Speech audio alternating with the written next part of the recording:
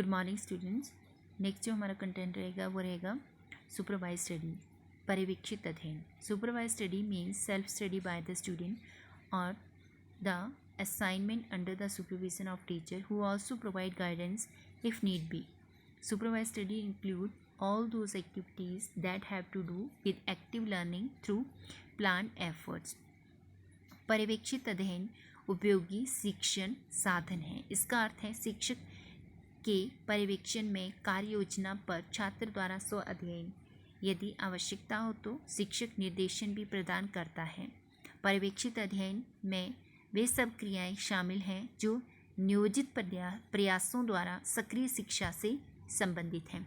पर्यवेक्षित अध्ययन किसी भी वातावरण में किया जा सकता है जो विद्यार्थी के लिए उपयुक्त हो, जैसा कि कक्ष, पुस्तकालय और प्रयोगशाला में एक अध्यापक विद्यार्थियों का पर्यवेक्षित अध्ययन कर सकता है। पर्यवेक्षित अध्ययन का संचालन करते समय शिक्षक एक निरीक्षक, सहायक और निर्देशक की भूमिका निभाता है। जब छात्रों के सामने कोई समस्या उत्पन्न होती है तो वे इस समस्या के समाधान के लिए अध्यापक का सहारा लेते हैं। अध्यापक विद्यार्थियों को निर्देशन प्रदान करता है और उनकी समस्या का समाधान करता है। पर्यवेक्षित अध्ययन की आवश्यकता क्यों है?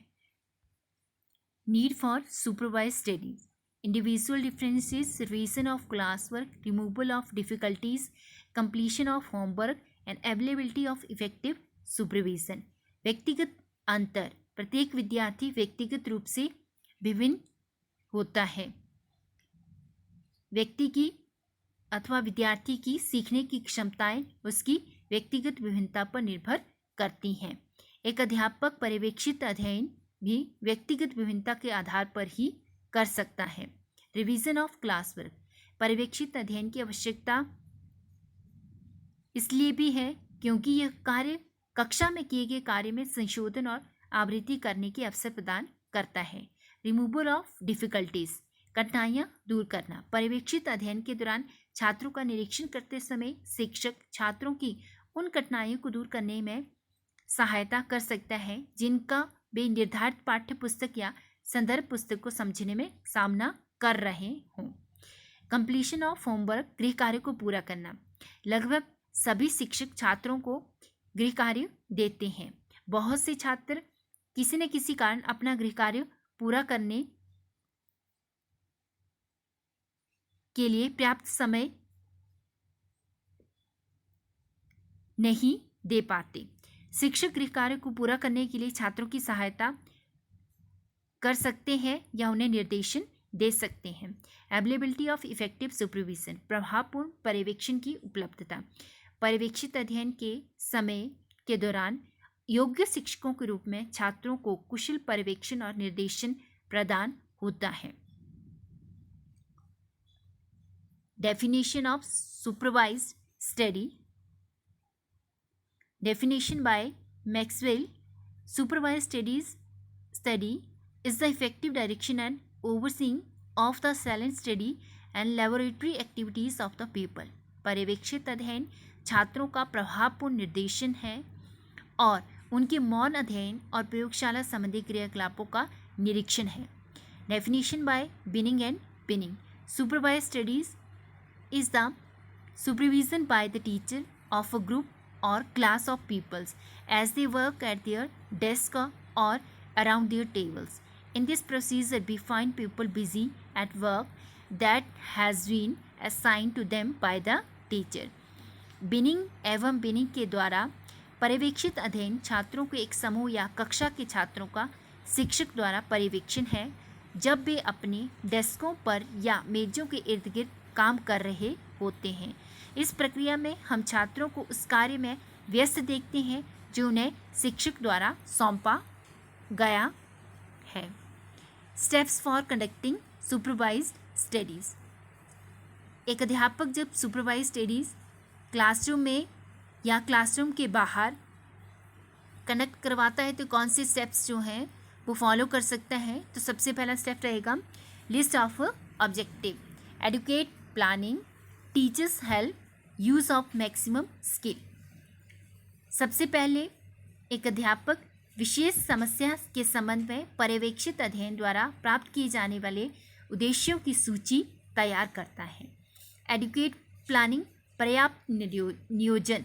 फिर पर्याप्त नियोजन किया जाता है, समय निर्धारित किया जाता है और छात्रों को उसके अनुसार काम करने को कहा जाता है। प्रत्येक छात्र को जो अपनी कार्य योजना को आरंभ करने के पहले उसे समझ जाता है, वह एक निश्चित स्थान प्रदान किया जाता है। टीचर्स हेल्प, शिक्षक की सहायता। शिक्षक फिर छात्रों को अध्ययन के लिए जिसे वे एक उद्देश्य के साथ पढ़ रहे हैं विषय में सक्रिय होने और रुचि लेने में सहायता करता है। एक विशेष पर्यवेक्षित अध्ययन के विषय और उद्देश्यों के उपयुक्त होने के लिए छात्र तकनीकों का पालन करते हैं। पर्यवेक्षित अध्ययन में अंतराल और विराम प्रदान करने के लिए भी समय दिया जाता है। अधिकतम कौशलों का उपयोग, यूज ऑफ मैक्सिमम स्किल्स।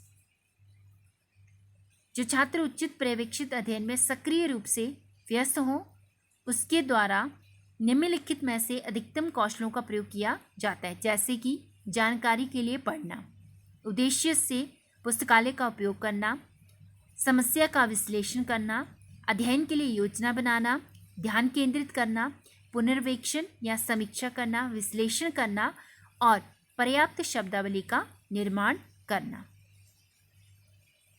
पर्यवेक्षित अध्ययन को कंडक्ट करने के लिए क्या मेथड्स रहेंगे? तो ये मेथड्स रहेंगे individual guidance plan, special teacher plan, divided period plan, double period plan और periodical plan. Individual guidance plan में व्यक्तिगत निर्देशन योजना मुख्य रूप से पिछड़े हुए और धीमी गति से सीखने वाले या कमजोर छात्रों के लिए होती है।